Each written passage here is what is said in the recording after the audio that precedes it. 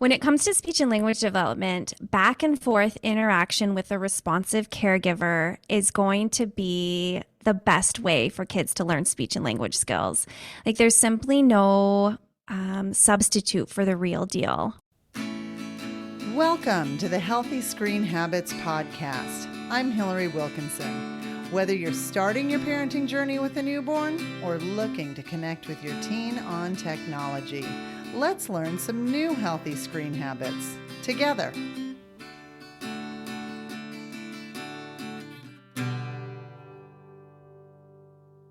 Speech, language, and communication skills are essential to young children's development. Being able to speak clearly, understand others, express ideas, and interact are foundational for social skills.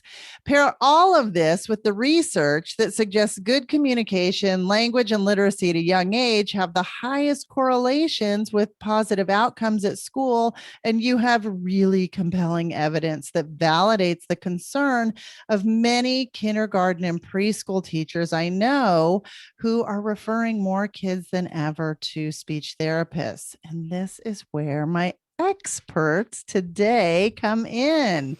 Carly Tillich and Katie Sturbins are pediatric speech language pathologists and the founders of We Talkers, a developmentally based program for speech and language development.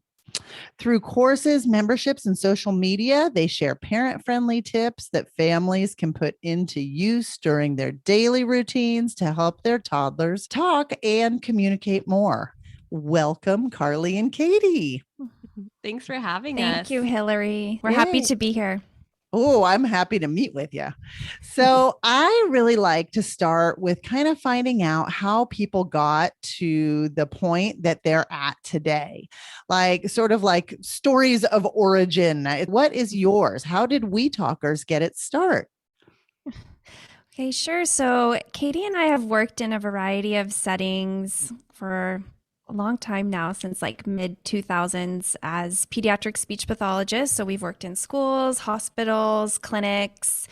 And then as time went on, like we absolutely love what we do, but we found ourselves in our therapy rooms when we worked with families one-on-one thinking like, this is great. We can share this with this family, but we feel like all parents could benefit from this information, not just families seeking out speech and language therapy.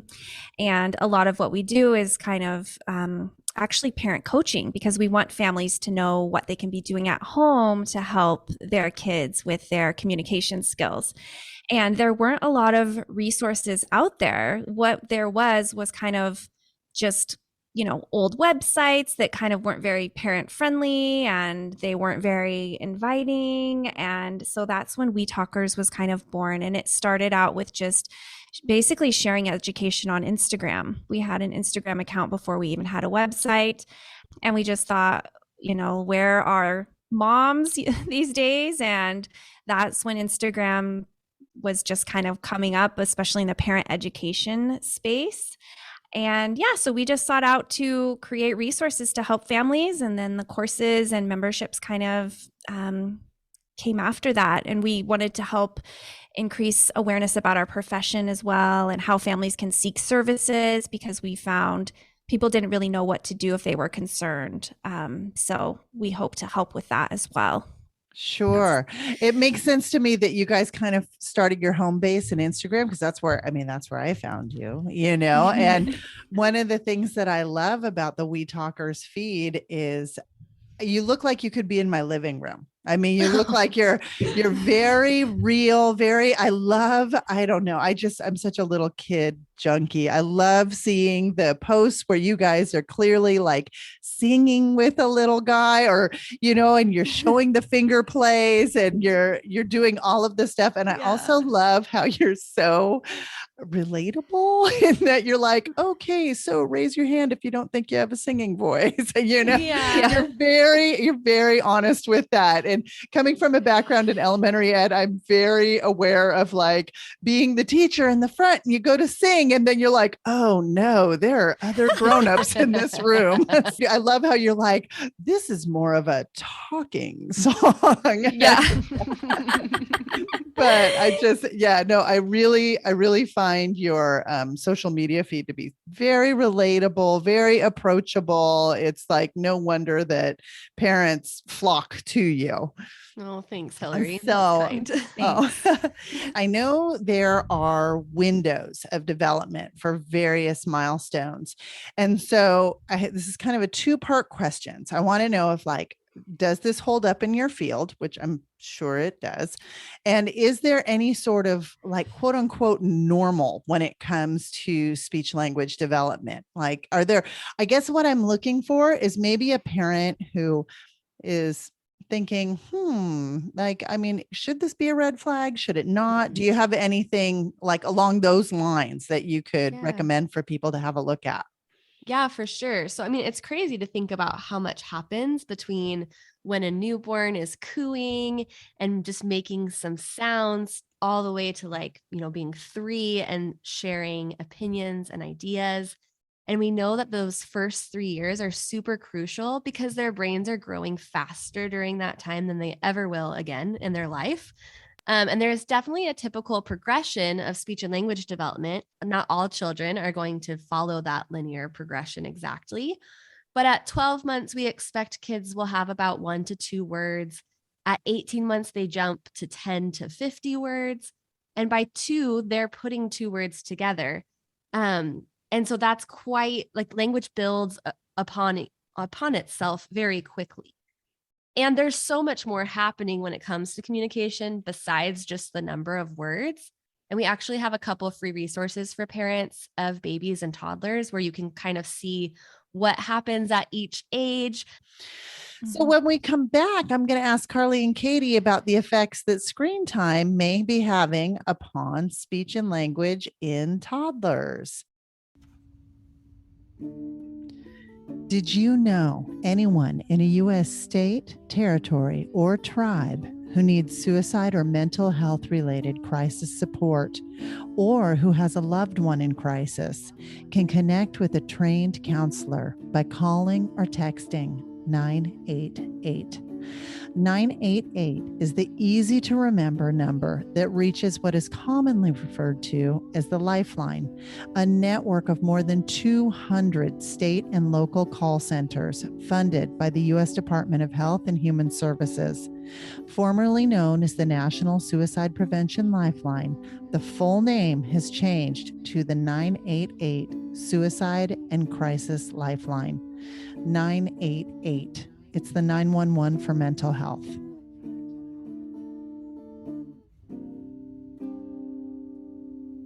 My guests are the creators of We Talkers, a company whose mission is to share the importance of talking, singing, and reading with babies and toddlers to families around the world. You guys are already like in 2 countries yourselves. So you're this worldwide domination of speech therapy is happening, right? Katie, you're in Arizona, and Carly, are Europe and Canada? Did I read that right? Yeah, Vancouver. One of the things that I love about We Talkers, like I said on your Instagram feed, is that you offer so many low to no cost ideas on how to increase babbling and sound repetition and like what I'm going to call child initiated verbalizations.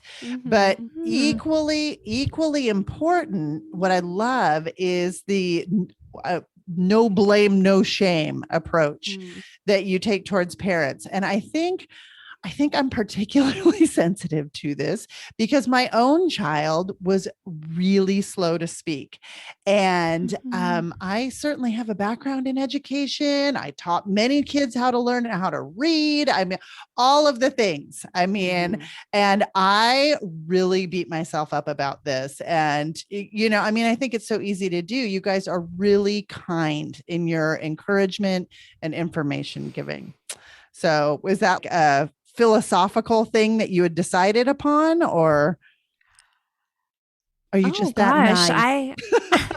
Well, we're moms. Like we have 6 kids between the two of us, and we've worked with families for a long time too, even before we had kids. So I guess through our experience, we just know that parents can do all the quote unquote right things, and kids may still have certain needs in certain areas. And we don't want parents to feel bad for that at all. We want parents to know there's support available, there's help for your child, there's help for you. So I guess, yeah, we just want to encourage people because we have had our own kids have different therapies for different needs and different things that they go through too. And so I guess it's just kind of based off that, Yeah. our parenting and our professional And I experience. think just kind of realizing too, like some of the very best parents we've ever worked with have like sat in our therapy rooms, for kids who are late talkers, and they're phenomenal. Like I would aspire to be half the parent that they are. So it's definitely not a one-to-one correlation. Right, This right. parenting gig. Mhm. Yeah, and Mhm. I mean I have to tell you, my late talker is now at university and thriving and writing Oh, amazing papers and I mean all of the things. So yes. if you're a parent who is concerned, don't worry. Yes, there is definitely Mhm. supports and they'll get there. Yes, yeah. So I have a lot of preschool teacher friends and kindergarten teacher friends, and one of the things that they are kind of approaching me a lot about because of what I do, and they're like, Mhm. well, could you look into this? They seem to be requesting unprecedented levels of support in their classrooms for speech therapy for their kiddos. They're not sure if what they're seeing is a result of being like on lockdown with COVID, or does it relate to screen use. And I'm just kind of, since I had you guys coming on, I was like, I'm going to ask the experts. So what are your thoughts on this? Because I only know like what the teachers are seeing. Do you guys have causative or correlational type theory? Yeah, I mean, anecdotally, we've heard that as well from colleagues and teachers and friends. And I think it's definitely something important to be talking about. And we definitely don't have all the answers, but we have, thoughts and things. And there's research and things, so we can dive into that a little bit. When it comes to speech and language development, back and forth interaction with a responsive caregiver is going to be the best way for kids to learn speech and language skills. Like, there's simply no substitute for the real deal. We often think of it like if you've heard the concept of serve and return, where the child may make a sound, a gesture, even eye gaze, and then the parents respond back with something meaningful, and that's helping build the child's receptive language skills. So there's this whole back and forth interaction, and that's like the gold standard for learning language. So when it comes to screen time, and we're looking at both the parents' use of screens and the child's use of screens, that can be substituting some of this time where we would ideally want to be engaging. And just so people are listening, like we're not like anti-screen time or anything like that. Like we are right alongside you in learning this information, reevaluating, looking at it for our own families and the families that we work with. So we don't think it's so black and white, but we definitely think that screens can contribute to missed opportunities for language learning, and not just language, but other areas of development, problem solving skills, motor skills, like scribbling with crayons, all these things that are important of early childhood. I find that more and more it seems like we have to come from a place of recognizing that intentional use of technology is where it's at for all of us. The effects are greater of what tech is taking us away from rather Mhm. than what it's bringing to the table. And I mean, outside of like, research and I mean, Yeah. the tech Mhm. when used as a tool, but Right. typically when you're dealing with younger children, tech is being used as entertainment. Right. And I think that is very important to recognize, just like you were saying, the importance of that serve and return and all of that that's what tech removes. us Mhm. from. So Mhm. even, I mean, the classic grocery store outing where you see so many kids with, tablets or whatever. And it's like, and the opportunities for just conversation, basic serve and return conversation are huge.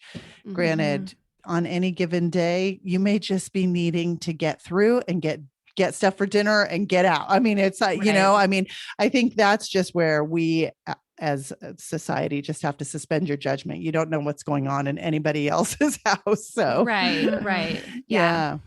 Do you see any emerging trends that you feel is related to screen use? Do you feel there's any like behavioral cues that people might go, oh, shoot, I need to pay attention to? Yeah, I mean, I think one thing I would see when I worked in the children's hospital was like the transition from the waiting room to the therapy room. Like if the child's watching like an iPad show or something, and then it's time to put the iPad away and go play blocks or something, and there's like a really big meltdown, tantrum, upset. That was happening a little bit more frequently than I remember it happening. I think that when you look at just how much we're using screens as grown-ups, we are using them all the time and they're just always available. And so it's really easy to hand your kid a phone. It's really easy to entertain them with just something that you have on hand. So I think like the transitions have been trickier for kids. I think some inattention possibly just, I know I hear that a lot from teacher friends too, that they just feel like nothing's holding the kids' attention like it used to because they're so used to that fast pace, changing, interactive, or not even interactive, but just active screens. So I definitely think like inattention and difficulty with transitions we've seen a rise in. It's really hard to comb through all the research because I feel like a lot of it compares apples and oranges. Mm. Um, it's like, are we talking about screen time where the parent's sitting on the couch co-viewing Daniel Tiger, or are we talking about like the toddler has an iPad in their crib?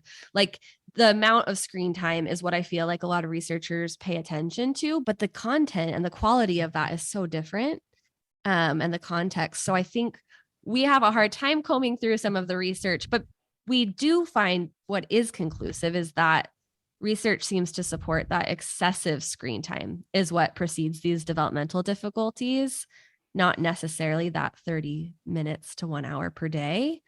Um, and so I think the other thing that we have seen is that, like Carly was talking about, with that serve and return and that opportunity to practice language, if you are a child who has a predisposition towards a speech delay and you take away some of those opportunities and replace them with screen time, then they have a child who has needed more opportunities now is getting less opportunities. And thus that speech delay is going to be a little bit more glaring. Between the two of you, you have like over 25 years of experience within this field.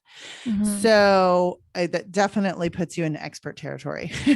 Knowing that you've had this longitudinal kind of look at speech language development, can you track any timelines from the onset of like kid and toddler directed tech to maybe an increase in speech delays? Or is that something that you guys have noticed over time? Or, I mean, I'm just wondering where like you guys are kind of the boots on the ground here.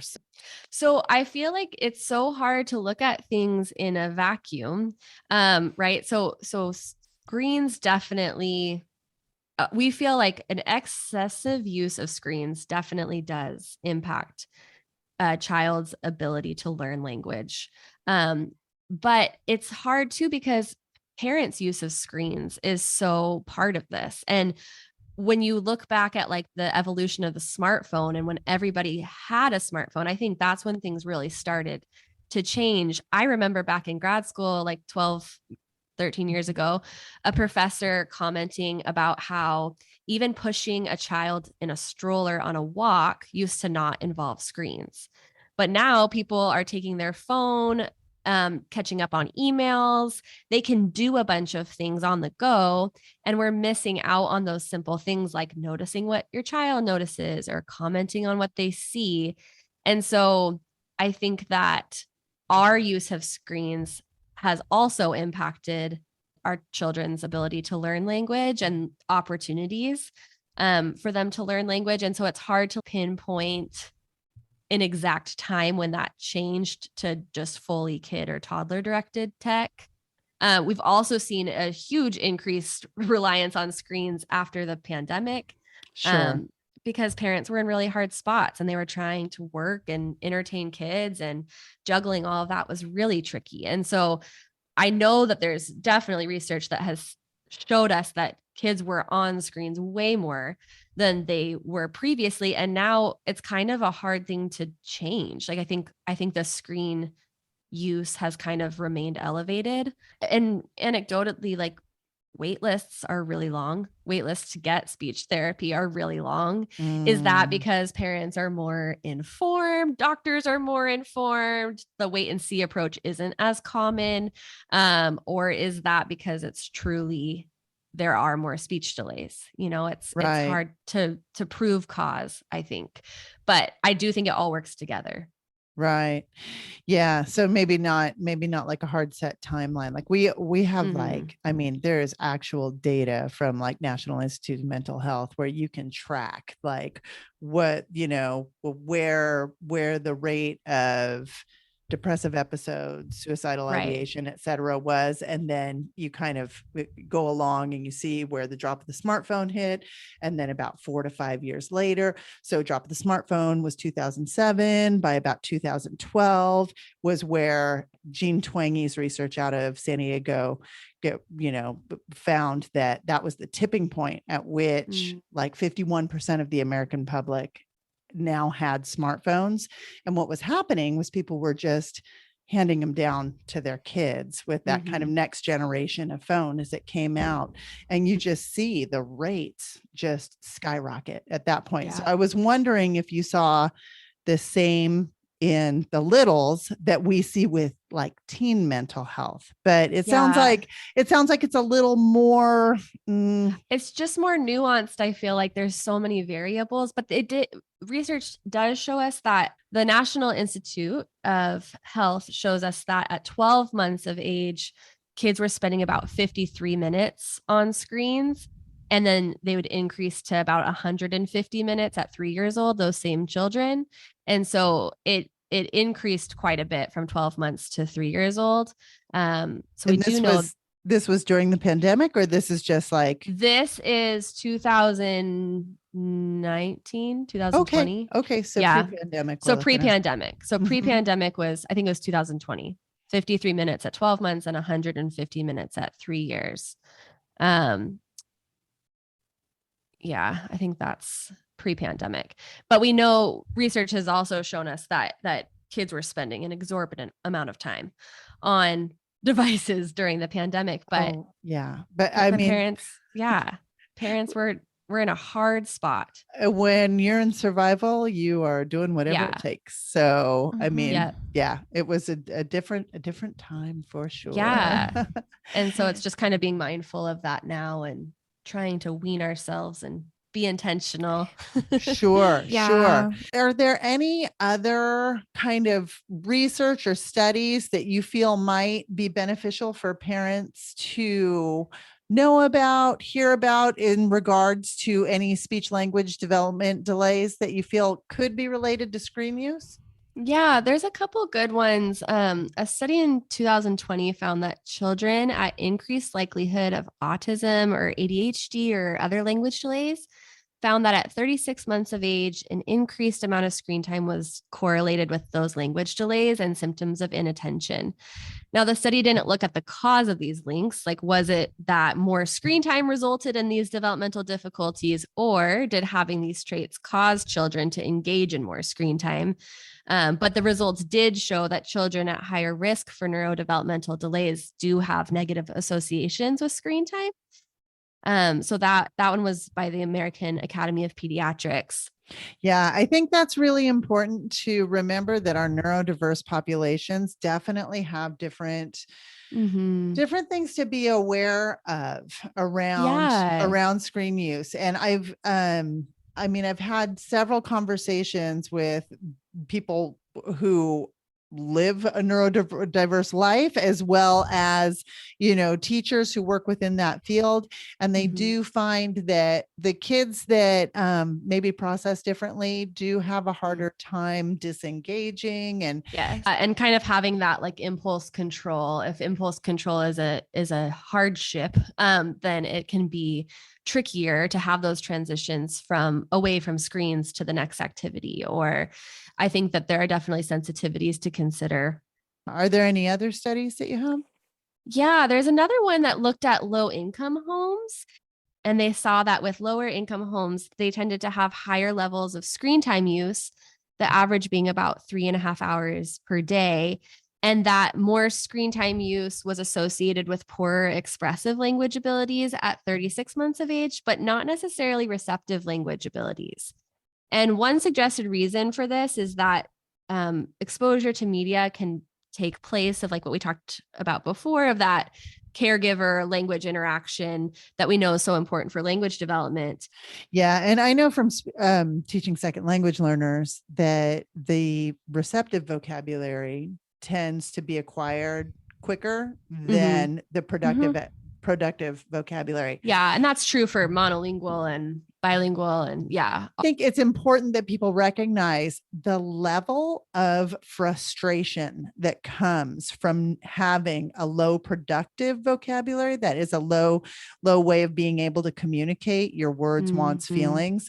That can lead to more behavioral problems. Sure. So I'm sure you guys see that all the time, where you see kids who are, acting out and becoming physical and all of this stuff. And it's simply because they can't express themselves what they right. want. So and there's that gap between what they want to express, what they know they want to express, versus what they're actually able to. And that causes quite a bit of frustration at times. Sure.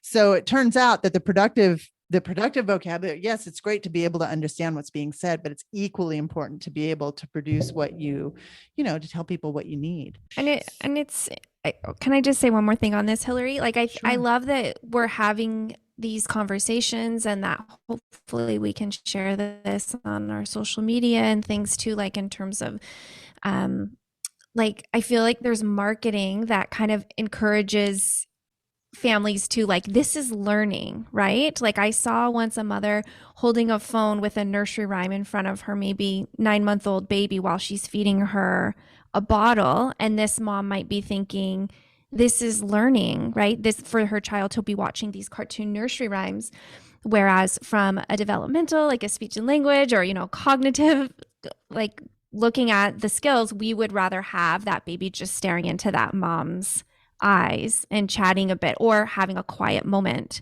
for her singing it. Sure. Right. I'm just going like basic, like even just having the quiet moment is going to be better than stimulating her brain in that way with the fast moving cartoon. Right. Well, that is a beautiful segue because there is all of this discussion in the early childhood development world about slow tech versus fast tech. And We Talkers has recommended programming as well as songs. You have this great Songs and Stories membership to help people achieve their healthiest screen habit goals when choosing programming for your littles. Do you want to talk about that a little bit?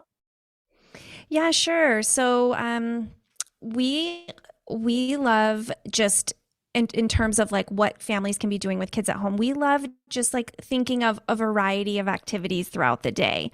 Learning activities for little ones are even their morning routine, getting them dressed, like mealtime. Like these are learning opportunities for kids. So we don't want parents to think of that as just nothing. Like on our Instagram, we share a lot about like how to incorporate language learning into these times as well.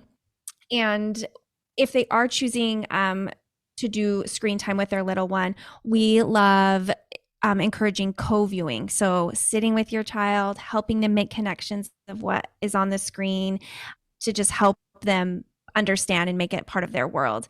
And then our other recommendation is turning off your tech notifications when you're having playtime with your child, kind of like putting that phone in another room so you can really focus on responding and engaging with them during that intentional time.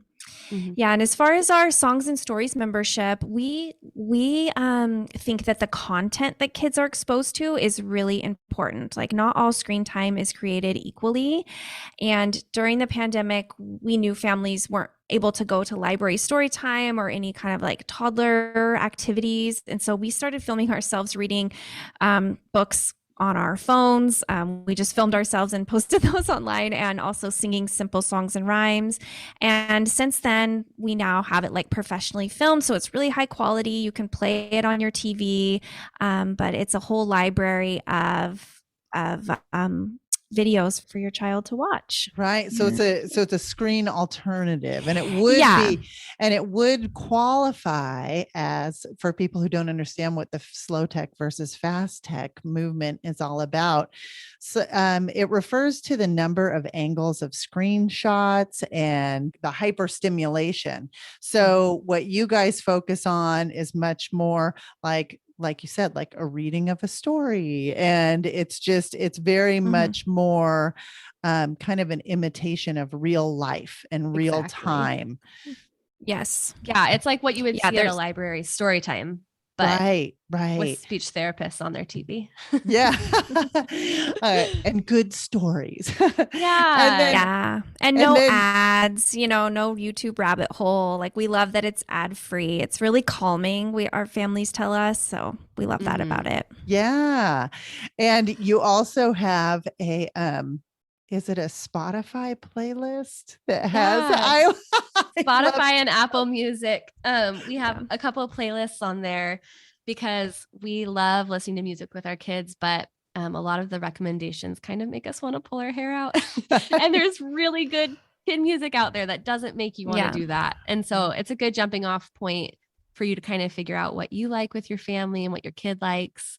And you can search for more from there. But yeah, that's dancing and listening to music has definitely been one of our favorite screen time alternatives.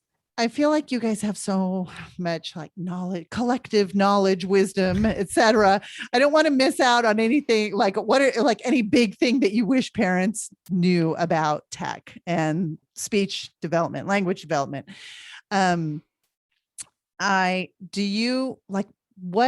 If you could create like a billboard or like a PSA, what do you wish every parent knew about screen time and fostering healthy language development? I mean, we've touched on it a bit, but just, not to be fooled by the marketing professionals that are selling you that this product is going to be what helps your child learn and grow and develop. Like, don't sell yourself short. Your connection with your child and your modeling of language and your interest in what they are interested in is invaluable and builds those language skills. And we live in a society that it's really believable. Like, even as a speech therapist who has this knowledge, sometimes I'm like, oh, should I be doing that for my kid? Should my kid be reading by now? Should like all these tech platforms can help your kid jump all these hoops, but really like playing and singing and reading and just talking about what they're interested in, there's no substitute for that. Right. The areas of true growth and development are not marketable. So it's hard to advertise them as well as the products that are being sold. You don't have a team of expert marketers who are saying, eye contact, it's really important. So we have to take a short break. But when we come back, I'm going to ask the We Talkers for their healthy screen habit. Founded in 2015, Bark Technologies provides a parental control app that monitors and alerts parents to online threats. Bark was created for parents by parents to offer a better, easier, and more effective way to keep children safe online. Bark monitors posts and messagings for things like signs of bullying and communication with dangerous strangers. Bark's algorithms analyze all activity and issue parents notifications via their chosen communication method. Gain peace of mind and get 10% off of Bark service for life by using the Healthy Screen Habits link. Go to our website at healthyscreenhabits.org, click on the Tools button in the drop-down menu, and look for products we endorse to find Bark. Peace of mind is just a bark away. My guests today are Carly Turlock and Katie Sturbins, the founders of We Talkers. They are advocates for early intervention. And as said earlier, they have 6 kids between the two of them. So they definitely are in the field. They know what they're speaking of. They are moms on a mission to encourage families to sing, read, and talk more. So ladies, on every episode of the Healthy Screen Habits podcast, I want to give listeners something for their time. And this comes in the form of a healthy screen habit, which is a tip or takeaway that can be put into practice nearly immediately. Do you have a healthy screen habit to share? Yes, we do. So we think, first of all, thanks so much for listening. And as you're listening, if some of this resonated with you and you're thinking like, yeah, we could do more of that or less of that, we would encourage you to come up with basically a family screen time plan. And it doesn't have to be complicated. It's just more you taking the time, or you and your partner, to say what's important to us as a family when it comes to screens, what type of content do we want our child watching? What are our rules for ourselves going to be around tech time? Whether it's like no phones at meals, no kids not viewing iPads at meals, whatever it is for you, spending a little bit of time to find an intentional way to go about screen time. And then just knowing that can change in different seasons as your child grows. It doesn't have to be set in stone, but it's just something you can kind of reevaluate. And we think families that do that are going to be just right on track. I love that tip. And just so our listeners are reminded, on Healthy Screen Habits, we have a free downloadable resource called the Family Tech Plan, which can help you set up for what Carly is talking about. But even if you don't want to do that 5-step plan, I highly, highly recommend that just kind of taking the time to get clear on what your family philosophy, your family values are around intentional screen use. And I'm sure you talk about this, Hillary, but I think that like just being clear about those values takes the guesswork out of it when you're like, should I turn this on? Should you watch this show? Like, it just makes you feel more confident about your decisions, and your kids pick up on that confidence. Yeah. As always, links to wetalkers.com and any items referenced, as well as a complete transcript of this conversation, can be found in today's episode show notes. You can get there by going to healthyscreenhabits.org, click on the podcast button at the top of the page, and scroll down to find this episode. Katie, Carly, this has been great. Thank you so much for all that you do for the wee ones out there. And thank you for being here today. It's so really our pleasure. Thank you.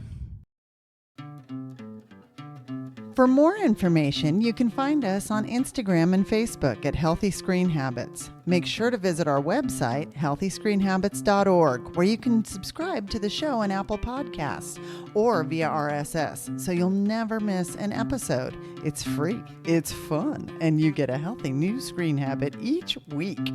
While you're at it, if you found value in this show, we'd appreciate you giving us a quick rating. It really does help other people find us and spread the word of healthy screen habits. Or if you'd simply like to tell a friend, we'd love that too. I so appreciate you spending your time with me this week, and I look forward to learning more healthy habits together.